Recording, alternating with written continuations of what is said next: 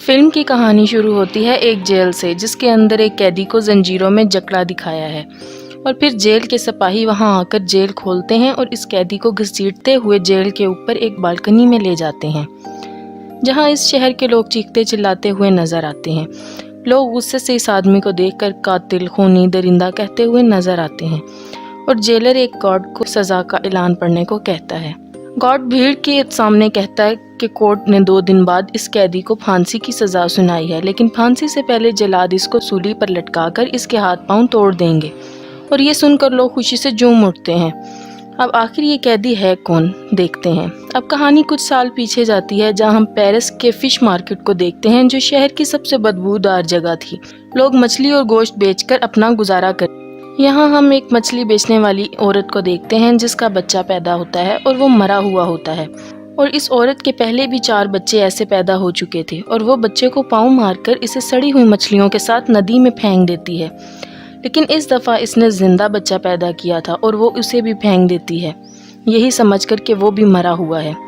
اب وہاں پڑی بدبودار مچھلیوں کی بو سونگھ کر وہ رو پڑتا ہے، اور وہاں کھڑے لوگ اس بچے کو دیکھ لیتے ہیں اور اس کی ماں کو برا بھلا کہتے ہیں۔ یہ بچہ وہی قیدی تھا جسے سزا کا حکم ہوا تھا۔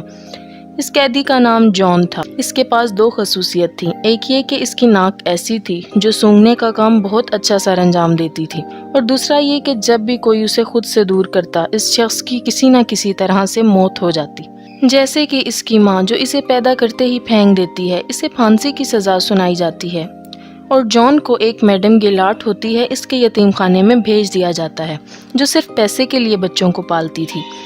لیکن یتیم خانے میں کچھ بچوں کو ڈر ہوتا ہے کہ ان کی جگہ نہ چھن جائے۔ وہ جان کو مارتے ہیں، لیکن گیلاٹ درمیان میں آ کر انہیں بچا لیتی ہے اور ان بچوں کو مارتی ہے، اور یتیم خانے میں کچھ مشکل حالات دیکھنے کے بعد جان 5 سال تک بول نہیں پاتا، مگر وہ سونگ کر ہر چیز کا پتہ لگا لیا کرتا ہے۔ اب 13 سال کی عمر میں یتیم خانے میں جگہ نہ ہونے کی وجہ سے گیلاٹ اسے جانوروں کی کھالیں لینے والے آدمی کو بیچ دیتی ہے۔ جیسے ہی جان وہاں سے جاتا ہے، کچھ چور گیلاٹ کو مار کر اس کے سارے پیسے چرا لیتے ہیں۔ اب وہ شخص جس کو جان بیچا گیا ہوتا ہے، وہ جان سے بہت سخت کام لیتا ہے، اور وہ اسے ایک دفعہ شہر بھی لے جاتا ہے، جہاں جان پہلی دفعہ بدبو کے علاوہ بھی کچھ اچھی دنیا اور خوشبو کا مزہ لیتا ہے۔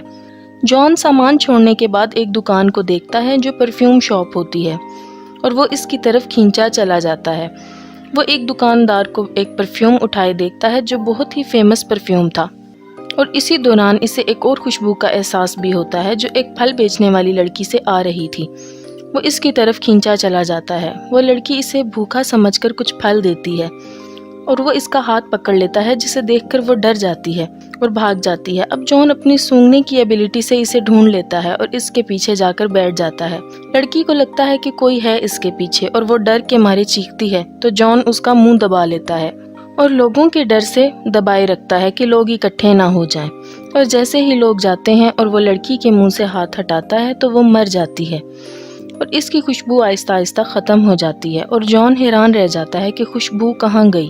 اب ایک اور کریکٹر کی بات کرتے ہیں جو پیرس کا بہت ہی مشہور پرفیومر تھا، اور شہر میں نئے پرفیومرز کے آنے کے بعد اس کا کام کم ہو چکا تھا، اور وہ دوسرے پرفیومرز کی کاپی کیا کرتا تھا۔ اور اسی شام جان بکرے کی کھال کی ڈیلیوری کے سلسلے میں اس کی شاپ میں جاتا ہے، اور وہاں طرح طرح کے پرفیوم دیکھتا ہے۔ وہ بالدینی کے جسم سے آ رہی خوشبو کو سونگھ کر کہتا ہے کہ وہ اس کے لیے ویسا پرفیوم بنا سکتا ہے، اور بالدینی اس کا مذاق اڑاتا ہے، اور جان اسے اپنی ایبیلٹی کی پاور کا بتاتا ہے۔ اب بالدینی اسے ایک اور موقع دیتا ہے۔ جان مختلف پرفیوم بنا کر بالدینی کو دیتا ہے، جسے سونگھ کر اسے امور اینڈ سائکی کی خوشبو آتی ہے۔ یہ بہت ہی فیمس پرفیوم تھا، اور وہ حیران رہ جاتا ہے۔ یہ سب دیکھ کر جان اسے بتاتا ہے کہ میں اس سے بھی کئی زیادہ اچھے پرفیوم بنا سکتا ہوں، اور اسے سونگھ کر بالدینی کو اپنی گرل فرینڈ کی یاد آ جاتی ہے۔ اس کے پاس بہت ٹیلنٹ آ چکا تھا۔ اب جان کو وہ گریمل سے خرید لیتا ہے۔ اب اسی رات گریمل شراب کے نشے میں ندی میں گر کر مر جاتا ہے۔ جان کی وجہ سے بالدینی اور اس کے پرفیوم پورے پیرس میں مشہور ہو چکے ہوتے ہیں، اور وہ جان کو اپنے پرفیوم بنانے کے طریقے سکھاتا ہے۔ وہ جان کو بتاتا ہے کہ ہر پرفیوم کے 3 سیٹ ہوتے ہیں، ہر سیٹ کے 4 الگ الگ خوشبوئیں ہوتی ہیں، یعنی کہ ٹوٹل 12، اور 12 خوشبوؤں کو انسان آرام سے پہچان سکتا ہے۔ اس سے ہٹ کر اگر 13ویں خوشبو کوئی بنا لے تو دنیا کا کوئی شخص اس پرفیوم کا توڑ نہیں نکال سکتا۔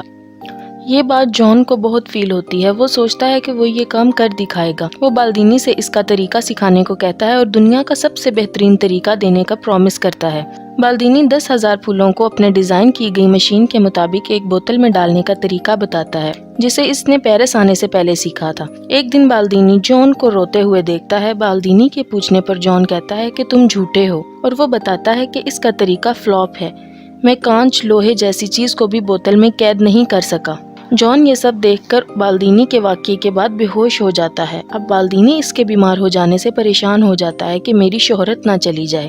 جان بالدینی سے اور کئی نئے طریقوں کے بارے میں پوچھتا ہے۔ بالدینی اسے جانوروں کے جسم کی چربی سے خوشبو نکالنے کا طریقہ بتاتا ہے اور اسے گراس جانے کا حکم دیتا ہے اور بدلے میں اس سے 1000 فارمولاز لیتا ہے۔ بالدینی اسے وہاں سے بیچ دیتا ہے۔ اب جان گراس میں جا کر کام سیکھتا ہے اور جان کے جاتے ہی اس کا گھر ٹوٹ جاتا ہے، جس سے بالدینی کی موت ہو جاتی ہے۔ گراس جاتے ہوئے جان کو پہلی بار آزادی کا احساس ہوتا ہے۔ وہ کسی کا غلام نہیں تھا، اپنے فیصلے خود لے سکتا تھا۔ اب گراس جانے کے 2 راستے ہوتے ہیں، ایک گاؤں سے جاتا ہے اور دوسرا پہاڑوں سے۔ اب وہ پہاڑ سے جانا شروع کر دیتا ہے۔ راستے میں اسے ایک غار ملتا ہے جہاں وہ آرام کے لیے رک جاتا ہے۔ وہ وہاں سکون سے سو جاتا ہے اور کئی دن وہاں گزارتا ہے۔ ایک دن اسے وہی پھل والی لڑکی کا خواب آتا ہے۔ جان گھبرا کر اٹھ جاتا ہے اور اپنے جسم کو سونگھنے لگتا ہے، لیکن اسے کوئی خوشبو کا احساس نہیں ہوتا۔ اب وہ باہر بارش میں جا کر نہاتا ہے، تب اسے احساس ہوتا ہے کہ اس کی اپنی کوئی خوشبو نہیں ہے۔ اگلی صبح ہوتے ہی وہ گراس پر روانہ ہو جاتا ہے اور راستے میں اسے وہی خوشبو آتی ہے جو اسے پھلوں والی لڑکی سے آئی تھی۔ وہ دیکھتا ہے کہ ایک بہت پیاری لڑکی ایک بگی سے اترتی ہوئی نظر آتی ہے، جسے دیکھ کر وہ اس کا پیچھا کرتا ہے اور گراس میں آ جاتا ہے۔ اس لڑکی کا پیچھا کرتے وہ ایک محل میں داخل ہوتا ہے جو وہاں کے امیر شخص ریچس کا ہوتا ہے، اور وہ خوبصورت لڑکی لورا اس کی بیٹی ہوتی ہے جو پورے گراس شہر میں سب سے خوبصورت لڑکی تھی۔ گراس میں جان ایک عورت کے انڈر کام کرتا ہے۔ اس عورت کا شوہر جان پہ پوری نظر رکھتا ہے۔ جان ان کے پاس رہتے ہوئے جانوروں کی چربی سے خوشبو نکالنے کے 2 نئے طریقے سیکھتا ہے، اور پہلے طریقے کا استعمال وہ اپنے ساتھ کام کرنے والی لڑکی پہ کرتا ہے، جس میں وہ اس لڑکی کی ڈیڈ باڈی کو ایک بڑے ٹینک میں جانوروں کی چربی کے ساتھ ابالتا ہے، مگر وہ کامیاب نہیں ہو سکتا۔ اور دوسرے طریقے کے لیے وہ ایک طوائف کو پکڑتا ہے اور جس میں وہ جانوروں کی چربی کا استعمال ایک کپڑے پر لیپ لگا کر کرتا ہے۔ جان اسے مار کر اس کے بال کاٹ دیتا ہے اور اس کی ڈیڈ باڈی کو لیپ لگا کر کپڑے میں لپیٹتا ہے، اور پھر اس کپڑے سے چربی نکال کر بالدینی کے سکھائے ہوئے طریقے سے خوشبو نکالنے میں کامیاب ہو جاتا ہے، جسے وہ طوائف کے پالتو کتے پر استعمال کر کے چیک کرتا ہے۔ اب وہ بالدینی کے بتائے ہوئے 13 بوتل کا سیٹ تیار کرتا ہے، یعنی کہ ہر بوتل کے لیے ایک قتل۔ لورا کی برتھ ڈے پارٹی میں سب لڑکے اور لڑکیاں چھپن چھپائی کھیلتے ہیں، جہاں موقع پا کر جان بھی آ جاتا ہے اور لورا پر حملہ کرتا ہے، مگر وہ بچ جاتی ہے اور پارٹی سے 2 جڑواں بہنیں غائب ہو جاتی ہیں۔ اب ہم دیکھتے ہیں کہ جان ان 2 لڑکیوں کو مار کر اپنے سیٹ کی پہلی 2 بوتلیں تیار کرتا ہے، اور ان دونوں کی لاشیں شہر کے پل کے نیچے پانی میں تیرتی ہوئی نظر آتی ہیں۔ اس کے بعد پورے شہر میں لڑکیوں کی موت کا سلسلہ شروع ہو جاتا ہے، اور ڈر کے مارے لوگ اپنی بیٹیوں کو بچانے کے لیے گھروں کے باہر تالے لگانا شروع کر دیتے ہیں۔ لیکن جان 12 بوتلز کا سیٹ تیار کر لیتا ہے اور انہیں ایک بڑی بوتل میں ملا دیتا ہے۔ اب پرفیکٹ پرفیوم بنانے کے لیے اسے ایک اور بوتل چاہیے ہوتی ہے، یعنی لورا کا قتل۔ اب یہ سب دیکھ کر ریچس کہتا ہے کہ جتنی لڑکیوں کی موت ہوئی ہے وہ سب کنواری تھی اور ان کی باڈی پر کوئی زور زبردستی کا نشان بھی نہیں تھا۔ اس قاتل نے ان لڑکیوں کو کسی خاص وجہ سے مارا ہے۔ سب لوگ مدد کے لیے چرچ میں جاتے ہیں اور چرچ کے فادر ان کی مدد کی حامی بھرتے ہیں۔ وہاں ایک آدمی آ کر اس قاتل کے پکڑے جانے کی خبر سناتا ہے، جسے سن کر یہ سب لوگ بے حد خوش ہوتے ہیں۔ ریچس کو اس خبر پر یقین نہیں ہوتا اور وہ اپنی بیٹی کے لیے فکر مند ہو جاتا ہے۔ وہ گراس چھوڑنے کا فیصلہ کرتا ہے اور اگلے ہی دن اپنی بیٹی کو لے کر چلا جاتا ہے۔ جان شہر سے جاتی لورا کی خوشبو کو فیل کرتا ہے اور ان کا پیچھا کرتا ہے اور اپنی ایبیلٹی سے ان کو ڈھونڈ لیتا ہے، اور دوسری طرف طوائف کا کتا اپنی مالکن کے کپڑے اور بالوں کو جان کے کمرے سے نکالتا ہے، جسے دوروٹ دیکھ لیتا ہے۔ دوروٹ جان کے ساتھ کام کیا کرتا تھا اور پولیس کی انویسٹیگیشن پر باقی لڑکیوں کے بال اور کپڑے بھی مل جاتے ہیں۔ ریچز اپنی بیٹی لورا کے ساتھ ایک ہوٹل میں رات گزارتا ہے، جہاں وہ اپنی بیٹی کے کمرے کی چابی اپنے روم میں ہی رکھتا ہے، اور جان اس کے کمرے سے وہ چابی اٹھا لیتا ہے اور لورا کے کمرے میں جاتا ہے۔ اب اگلے دن جیسے ہی ریچز کمرے میں جاتا ہے، لورا کی لاش دیکھ کر بے حد روتا ہے۔ اب جان 13ویں بوتل بھی بنا کر کامیاب ہو جاتا ہے اور اسے اپنی فائنل بوتل میں ملا دیتا ہے۔ اب وہاں پولیس آ کر اسے پکڑ لیتی ہے اور کہانی 2 دن بعد ہونے والی سزا سے شروع ہوتی ہے۔ دور دور سے لوگ جان کی موت کو دیکھنے آتے ہیں اور جیسے ہی وہ اس کو جیل سے نکالتے ہیں جان موقع پا کر پرفیوم کا ڈھکن کھول دیتا ہے۔